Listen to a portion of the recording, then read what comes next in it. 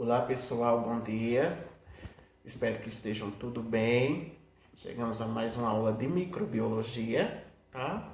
Assim como também espero que vocês estejam em casa, se cuidando, tomando as devidas precauções, ou seja, se prevenindo, usando as medidas que o Ministério preconiza.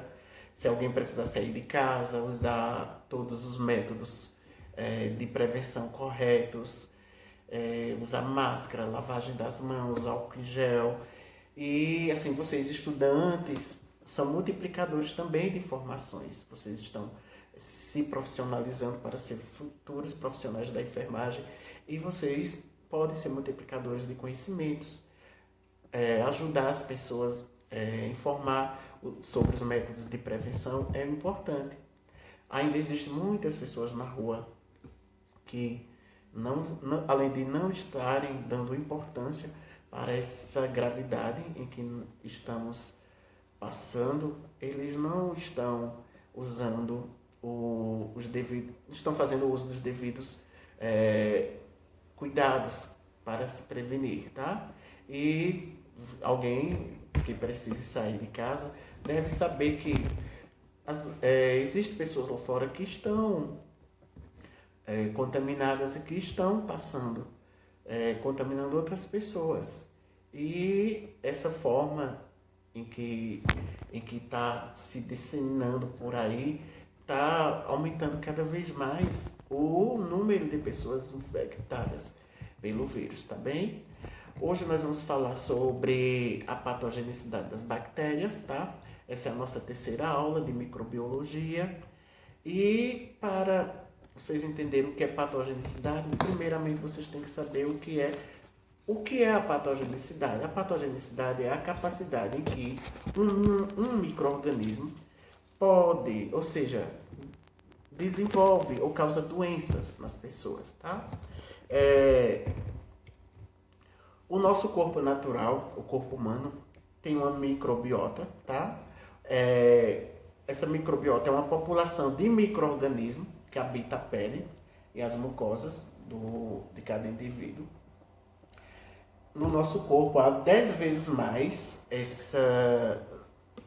células microbianas do que as células humanas.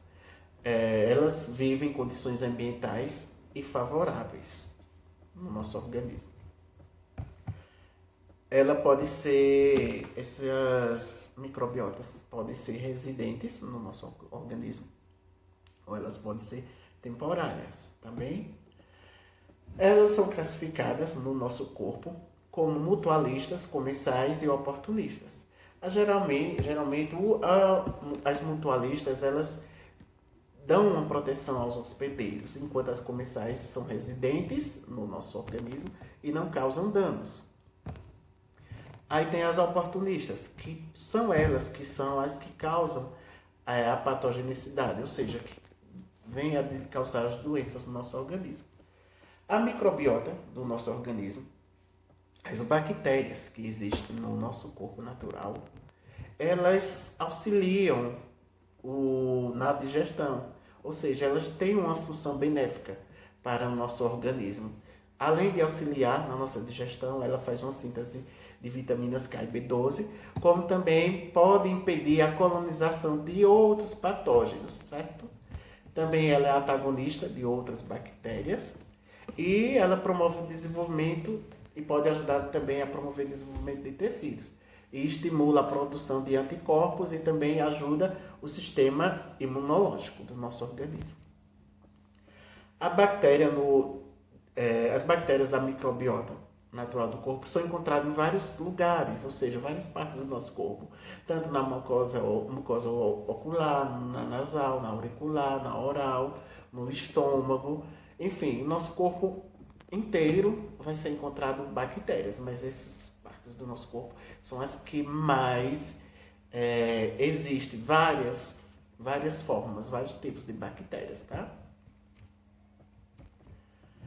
Como é que ocorre o mecanismo de patogenicidade das bactérias? Vejam só, ela ocorre em uma sequência de ações que provocam uma doença, ou seja, essas doenças causadas no organismo, elas têm condições, tá? Elas são dadas condições a elas para desenvolver doenças. Essas condições clínicas podem levar um paciente a desenvolver infecção. As infecções, elas passam por uma fase de patogenicidade, certo? Elas vêm com a interação do hospedeiro, ou seja, e do micro-organismo, o contato que se tem com o micro-organismo, a infecção, que é devido à transmissão, que a transmissão pode levar a uma colonização e a multiplicação desses agentes causadores, as bactérias, ocorrendo dano tecidual. E com a resposta, ou seja, a deficiência da resposta imunológica do organismo, pode-se vir a sintomatologia da doença, tá? Em relação ao tempo de inoculação, vejam só. Inoculação é o ato de introduzir uma vacina a uma bactéria ou a transmissão, certo? Quando o patógeno, ou seja, a patogenia, que é a evolução da doença, vir acontecer, tem que se ter esse tempo de inoculação, que ele pode ser variável, vai depender do sistema imunológico de cada pessoa, tá? E a maior patogenia em grupos vulneráveis, que faz com que a doença venha a se desenvolver. E as pesquisas laboratoriais sempre têm uma finalidade terapêutica para que sejam tratadas as doenças causadas por bactérias. A patogenicidade das bactérias ocorre em uma sequência onde aparece o processo infeccioso, que é a invasão do epitélio do hospedeiro no interior da célula, que ocorre a multiplicação. A multiplicação leva à disseminação, certo? Essa disseminação bacteriana leva a ocorrer uma aderência bacteriana, fazendo com que haja uma multiplicação local para o sistema linfático e a disseminação para a corrente sanguínea, que pode ocorrer uma bacteremia, que é a infestação das bactérias na corrente sanguínea, e pode atingir algum órgão-alvo, tá? Todas as bactérias têm suas portas de entradas, tá? Geralmente são as mucosas e a pele. Também, em alguns casos, sobre a deposição sobre membranas, que são as vias parenterais, temos como, por exemplo, uma porta de entrada no ambiente hospitalar, uma punção venosa, né? Os lugares mais frequentes de infecção bacteriana são pelo trato respiratório superior e inferior, trato geniturinário e o gastrointestinal. Quais são os fatores de virulência da patogenicidade bacteriana? Os fatores vêm de forma de ação endotoxinas e exotoxinas, tá? A ação da endotoxina, ela vem de forma em que ocorre a infecção por bactérias gram-negativas, lise e células bacterianas com liberação de toxina e não produzem nada no hospedeiro.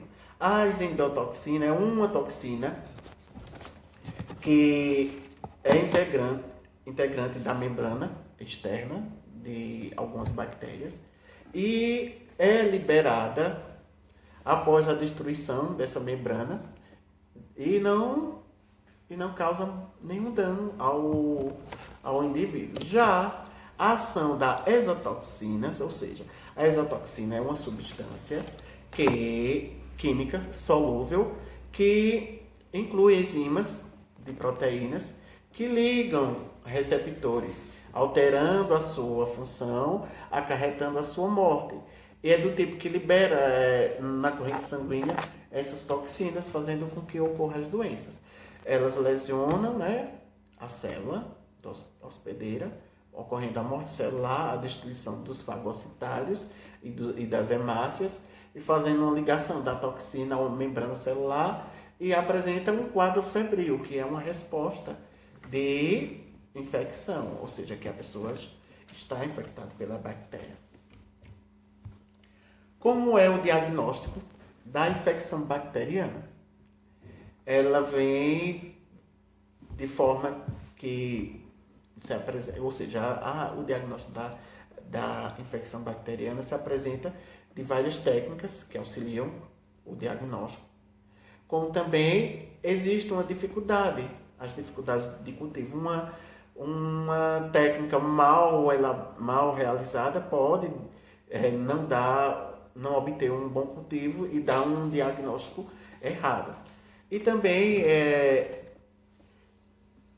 esse diagnóstico auxilia bastante nas suspeitas clínicas. Devem ser solicitados por médicos para fins de diagnósticos e também é de amplo espectro clínico. Um dos meios laboratoriais são o quê? A coloração de Zieff-Neelsen. O que é? É uma pesquisa de microbactérias, pesquisa de bacilo álcool ácido resistente. Como também vem a questão da ELISA, que é uma técnica sorológica para dosar anticorpos no soro. E é utilizado quando a bactéria não é cultivada in vitro. A dosagem desses anticorpos se inicia após 2 semanas da infecção. Por essa técnica é feito também o diagnóstico das rickettsioses. Meios de diagnóstico laboratoriais também tem a reação da cadeia de polimerase, que é o quê? Permite a detecção dos patógenos isolados em material clínico e ampliação de sequências nucleotídicas, ou seja, por essa técnica são diagnosticadas infecções por Escherichia coli ou Shigella, tá?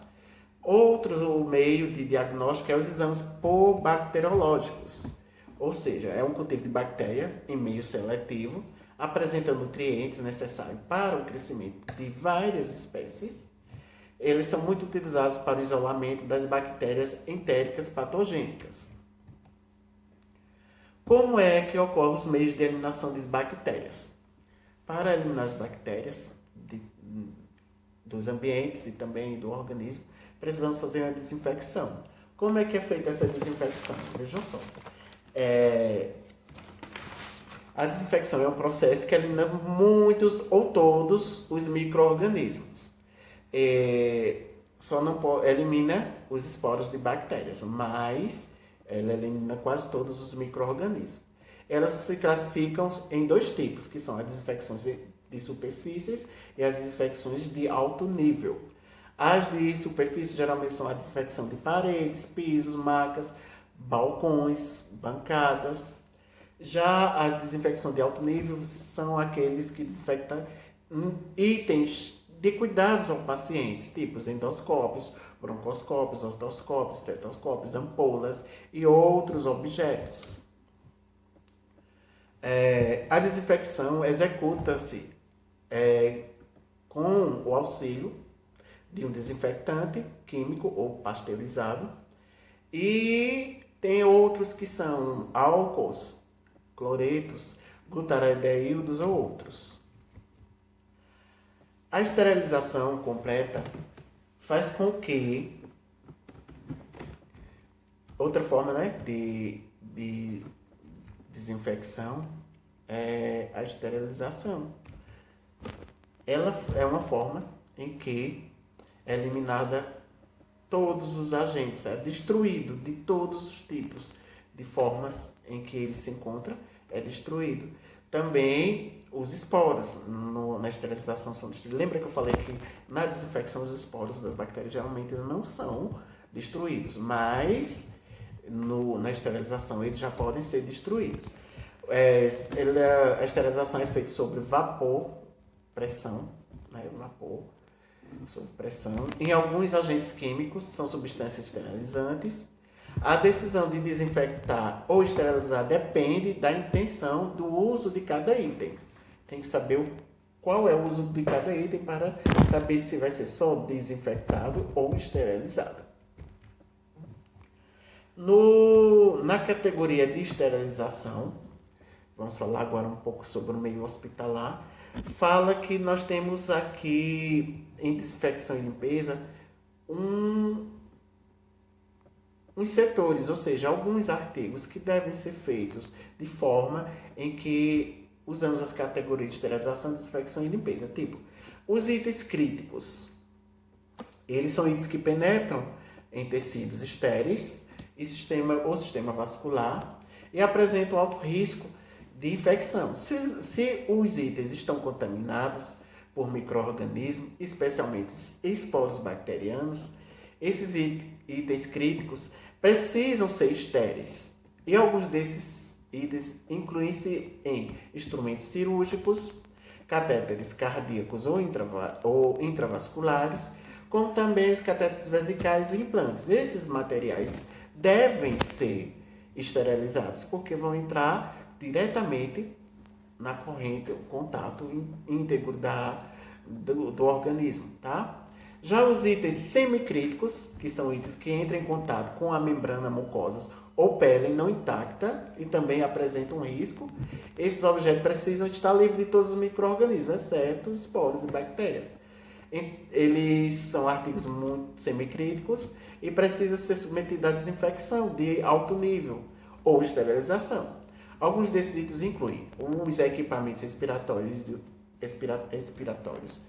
e de anestesia, como também os endoscópios, cânulas endotraqueais, anéis de ajuste diafragmáticos e, após o enxágue, os itens secos e estocados de forma a protegê-los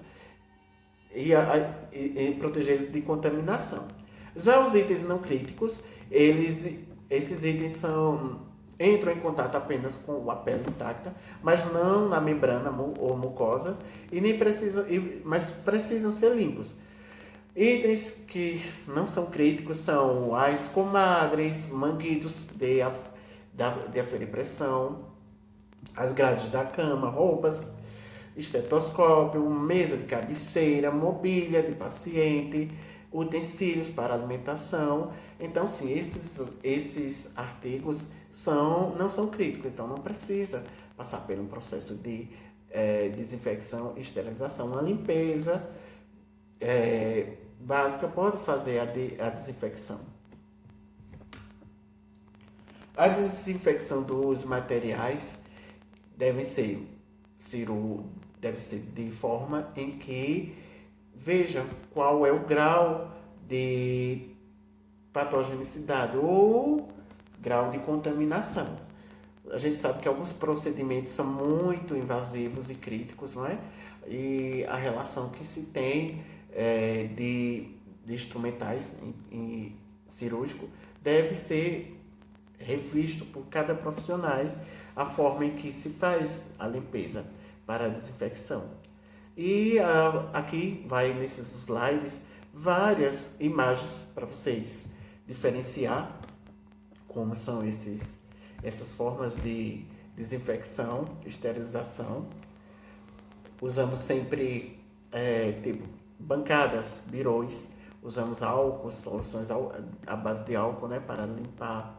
Os materiais após esterilizado, os instrumentais, por exemplo, vão ser embalados e logo após essa videoaula, como falei agora, vai seguir uma atividade de estudo dirigido para vocês, tá?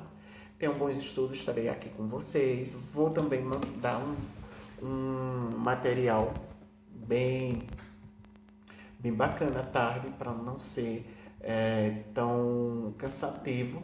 Dia de sábado as aulas geralmente são um pouco cansativas, né? Se fosse presencial, geralmente eu fazia uma aula bem teórica de manhã e à tarde uma aula mais dinâmica, mas como na última aula foi bem cansativo, muito estudo, muito trabalho, eu vou fazer dessa forma nesse sábado. Vocês vão assistir essa videoaula.